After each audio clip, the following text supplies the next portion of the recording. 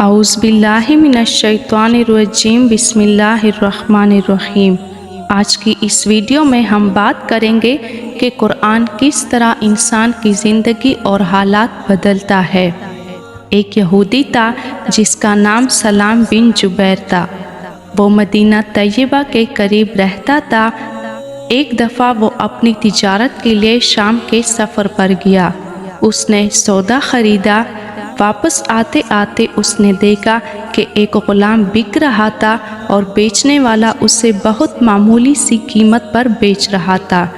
सलाम बिन जुबैर यहूदी ने सोचा कि चलो इसका भी सौदा कर लेता हूँ, किसी को इसकी ज़रूरत होगी तो मैं इसे बेच दूँगा।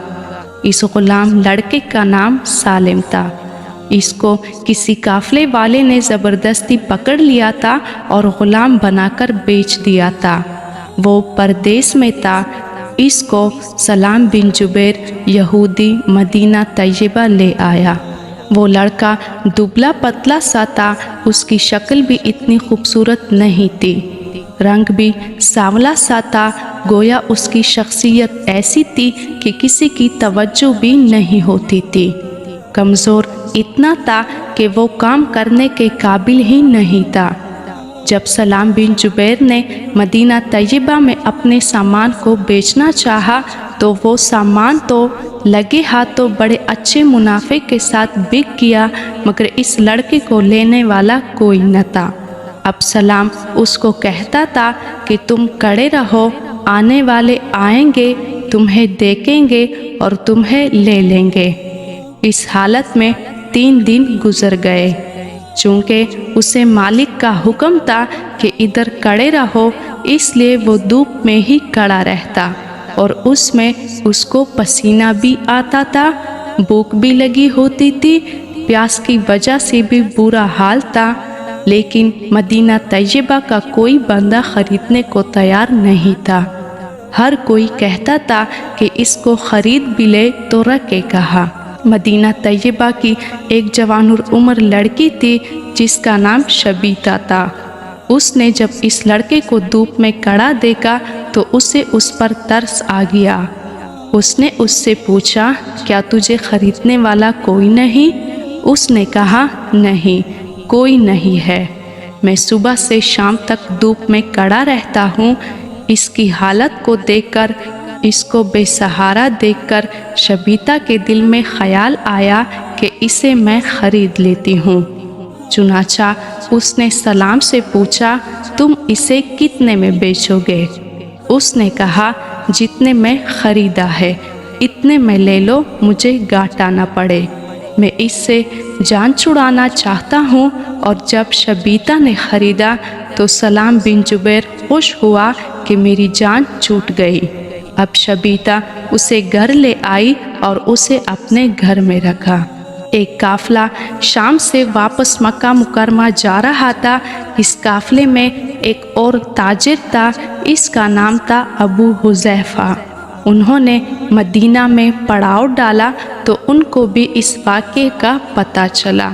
शबीता का उसके साथ हमदर्दी करना और उसके साथ भलाई का मामला करना उसको अच्छा लगा और उसने देखा कि शबीता अक्ल शक्ल की भी अच्छी है, अच्छे घराने की भी है, लिहाजा उसने उसके रिश्ते के लिए पैगाम भेज दिया। घर वालों ने देखा कि मक्का मुकरमा का रहने वाला है, ताजिर भी है और बेटी का रिश्ता मांग रहा है। इससे बेहतर रिश्ता और क्या हो सकता है? चुनाचा उन्होंने रिश्ता कर दिया। अबू हुज़ैफ़ा चंद दिन अपनी बीवी के साथ रहे। फिर उन्होंने कहा कि मैं तो अब मक्का मुकरमा जाता हूँ। इस तरह शबीता भी अपने खावंद के साथ और लड़के यानी ग़ुलाम सालिम के साथ मक्का मुकरमा पहुँच गई।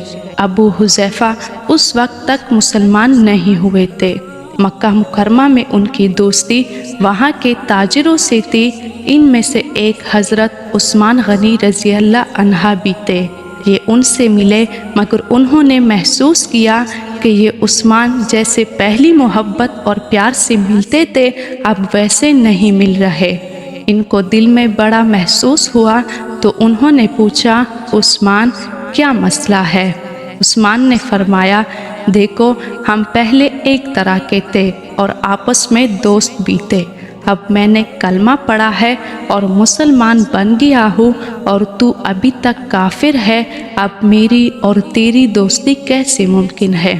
عثمان غنی رضی اللہ نے ایسے اچھے انداز میں بات کی کہ ابو حذیفہ کلمہ پڑھنے پر تیار ہو گئے۔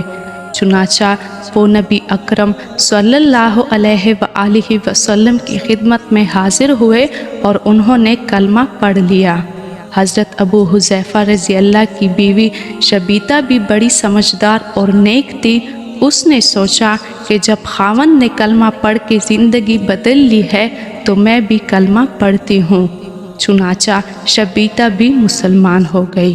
اب شبیتہ نے یہ سنا کہ نبی اکرم صلی اللہ علیہ وآلہ وسلم نے فرمایا کہ جو بندہ اپنے غلام کو آزاد کرتا ہے اس کو اتنا بڑا اجر ملتا ہے۔ شبیتہ یہ سن کر کہنے لگی، میں نبی اکرم صلی اللہ علیہ وآلہ وسلم کی بات پر عمل کر کے اس غلام یعنی سالم کو آزاد کرتی ہوں۔ اب سالم رونے لگ گیا کہ آپ تو آزاد کر دی گئی لیکن میرا تو کوئی سہارا ہی نہیں، میرا کیا بنے گا؟ چنانچہ ابو حذیفہ رضی اللہ نے اس کو اپنے پاس رکھ لیا۔ اس طرح یہ سالم مولا ابو حذیفہ کہلائے۔ اس نوجوان نے بھی کلمہ پڑھ لیا۔ آپ اس نوجوان کی معاشی حالت دیکھ کے، معاشرے کے اندر اس کی حیثیت دیکھ کے کہ کوئی اس کو خریدنے کو تیار نہیں تھا، کلمہ پڑھنے کے بعد اس نوجوان نے نبی کریم صلی اللہ علیہ وآلہ وسلم سے قرآن مجید سیکھنا شروع کر دیا۔